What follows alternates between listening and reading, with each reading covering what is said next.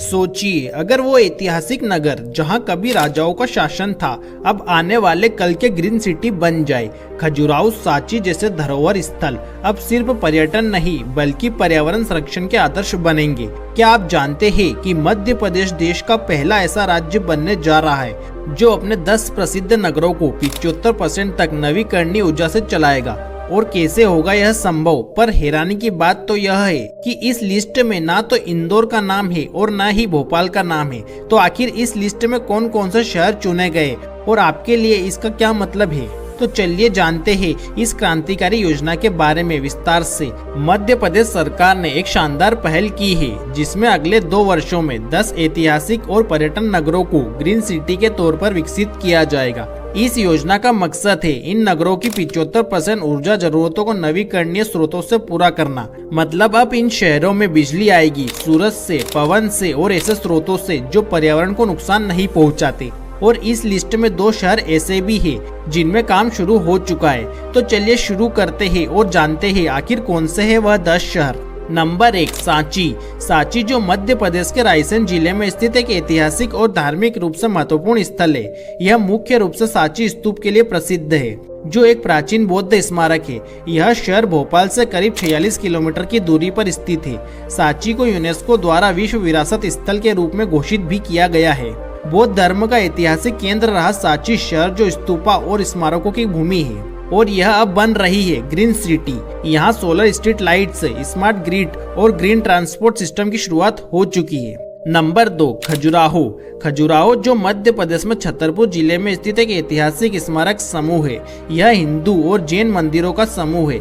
साथ ही यह यूनेस्को की विश्व धरोहर स्थल है और अपनी नागर शैली की वास्तुकला और कामुक मूर्तियों के लिए जाना जाता है। खजुराहो अपने सुंदर कलात्मक और रहस्यमय मंदिरों के लिए विश्व प्रसिद्ध है। एक समय यहाँ 75 मंदिर थे लेकिन अब लगभग 20 से 25 मंदिर ही सुरक्षित है। खजुराहो अब ग्रीन टूरिज्म का नया उदाहरण है। यहाँ 100% मंदिर परिसर में सौर ऊर्जा का प्रयोग किया जा रहा है। नंबर 3, महेश्वर। महेश्वर नर्मदा नदी के किनारे स्थित है जो मध्य प्रदेश के खंडवा जिले में आता है। यह स्थान हिंदू धर्म, इतिहास और संस्कृति के लिहाज से अत्यंत महत्वपूर्ण है। महेश्वर को प्राचीन समय में माहिष्मती कहा जाता था जिसका उल्लेख कई पुराणों और महाकाव्यों में मिलता है। यह भगवान शिव की नगरी मानी जाती है और यहाँ कई पुराने शिव मंदिर है। यह नर्मदा नदी के किनारे बसा धार्मिक और ऐतिहासिक शहर है। यहाँ नर्मदा से जल विद्युत और सौर ऊर्जा संयोजन की योजना है और अब यह ग्रीन सिटी बनने के लिए पूरी तरह से तैयार है। नंबर 4, चंदेरी। चंदेरी मध्य प्रदेश का एक ऐतिहासिक शहर है जो अपनी बुनाई कला, विशेष रूप से चंदेरी साड़ियों के लिए प्रसिद्ध है। यह शहर मालवा और बुंदेलखंड की सीमाओं पर स्थित है और 11वीं शताब्दी से जुड़ा हुआ है। चंदेरी में कई ऐतिहासिक स्थल है जिनमें चंदेरी का किला, जैन मंदिर और चंदेरी संग्रहालय शामिल है। अब चंदेरी को ऊर्जा कुशल हैंडलूम टाउन के रूप में विकसित किया जा रहा है। नंबर 5, मांडू। मांडू मध्य प्रदेश का एक छोटा शहर है जो अपने पुराने किले और खूबसूरत इमारतों के लिए जाना जाता है। यह मालवा के पठार पर विंध्याचल पहाड़ियों के पास बसा हुआ है। मांडू एक मशहूर घूमने की जगह है जहां लोग इसके इतिहास और प्राकृतिक सुंदरता को देखने आते हैं। मालवा की पहाड़ियों में बसा यह शहर रोमांटिक इतिहास के साथ अब हरा भरा भविष्य बना रहा है। यहाँ इको फ्रेंडली टूरिज्म इंफ्रास्ट्रक्चर बन रहा है और यह ग्रीन सिटी बनकर और भी उभरेगा। नंबर 6, ओरछा। ओरछा मध्य प्रदेश के निवाड़ी जिले में बसा एक ऐतिहासिक शहर है जो बेतवा नदी के किनारे स्थित है। इसकी स्थापना 16वीं शताब्दी में बुंदेला राजपूत राजा रुद्र प्रताप ने की थी। ओरछा अपने पुराने महलों, किलों, मंदिरों और खूबसूरत प्राकृतिक नजारों के लिए जाना जाता है।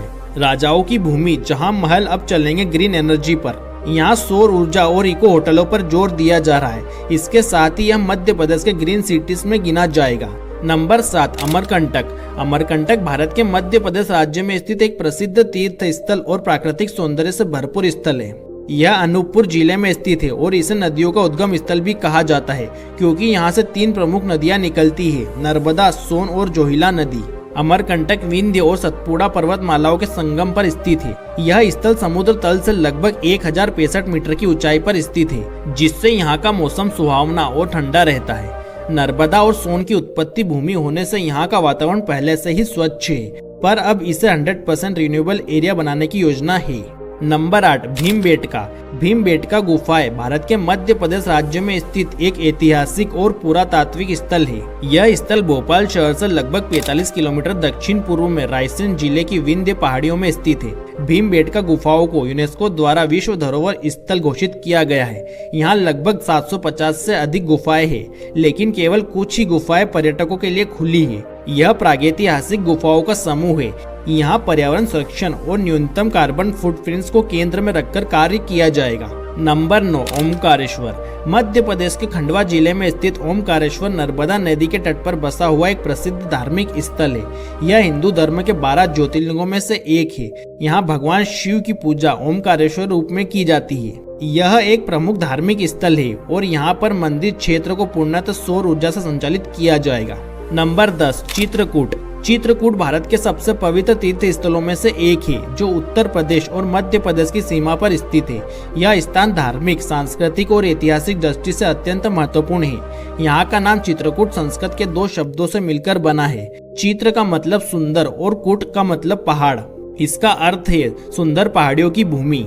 रामायण से जुड़ा यह तीर्थ स्थल अब बनेगा पर्यावरण प्रेमियों का ग्रीन डेस्टिनेशन। इन सभी स्थानों का चयन इसलिए किया जा रहा है क्योंकि ये या तो हेरिटेज टाउन है, या प्रमुख पर्यटन स्थल है, या फिर धार्मिक और सांस्कृतिक दृष्टि से विशेष महत्व रखते हैं। सरकार ने पायलट प्रोजेक्ट के रूप में सांची और खजुराहो में काम शुरू कर दिया है।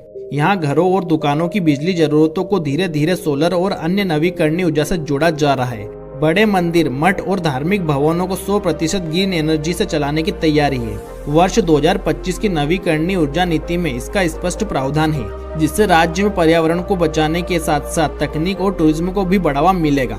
अब सवाल यह है कि आम नागरिकों को इससे क्या फायदा होगा। बिजली बिल कम होंगे क्योंकि सौर और पवन ऊर्जा पर निर्भरता बढ़ेगी। शहरों की हवा साफ होगी जिससे प्रदूषण घटेगा।